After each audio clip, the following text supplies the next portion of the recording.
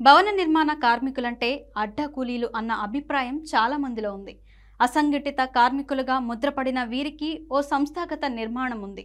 వీరికి కొన్ని హక్కులు ఉన్నాయని, ఈ కార్మికుల నుంచి సేకరించిన సభ్యత్వ రుసుములు, నిర్మాణ భవన యజమానుల నుంచి సేకరించిన మొత్తం అక్షరాల 3,000 కోట్ల రూపాయల నిధి ఉందని ఈ కార్మికులే మర్చిపోయారు. వీరికి సంక్షేమం కోసం ఏర్పాటు చేసిన సంస్థను మూసేశారు. ఈ సంస్థలోని 3,000 కోట్ల రూపాయలు ఏమయ్యాయి అన్న విషయాన్ని ప్రస్తావిస్తూ K7 అందిస్తున్న రిపోర్ట్.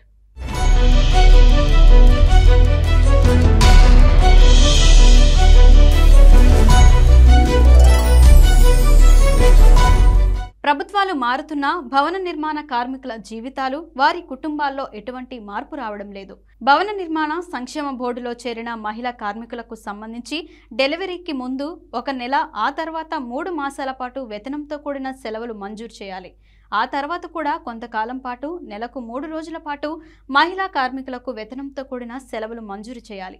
కార్మికుల సంక్షేమ బోర్డు నుంచి మహిళలకు గృహవస్తు కల్పించాలి. అలానే భవన నిర్మాణ కార్మికుల్లోని ఒంటరి మహిళలకు ప్రభుత్వం పెన్షన్ మంజూరు చేయాలి. కార్మికుల ఇళ్లలో జరిగే వివాహాలకు, చదువులకు సంక్షేమ బోర్డు నుంచి సాయం అందించాలి. పని ప్రదేశాల్లో మహిళా కార్మికులకు రక్షణ కల్పించడంతో పాటు మంచినీరు, టాయిలెట్ సదుపాయం కల్పించాలి. కార్మికుల డబ్బుతో ఏర్పడిన సంక్షేమ బోర్డు వారికి ఆసరాగా ఉండాల్సిన దానిని ప్రస్తుత ప్రభుత్వాలు సంక్షేమ బోర్డును నిర్వీర్యం చేసేశారు. చాలా ఇబ్బందుల్లో కార్మికులు ఉన్నప్పటికీ సంక్షేమ బోర్డు అలంకారప్రాయమైంది. 2000 సంవత్సరం నుంచి ఈ బోర్డు పూర్తిగా మూలన పడింది.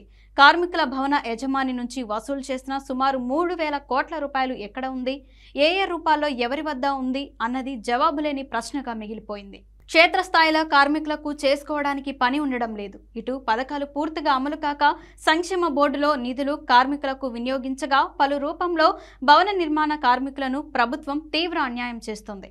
మనం ఇంద్రజాల, మహేంద్రజాల, టక్కు టమారాలు చాలా చూస్తుంటాం. ఇప్పుడు 3,000 కోట్ల రూపాయల అదృశ్యాన్ని చూశారుగా. మళ్ళీ ఇటువంటి స్టోరీతో మళ్ళీ కలుద్దాం.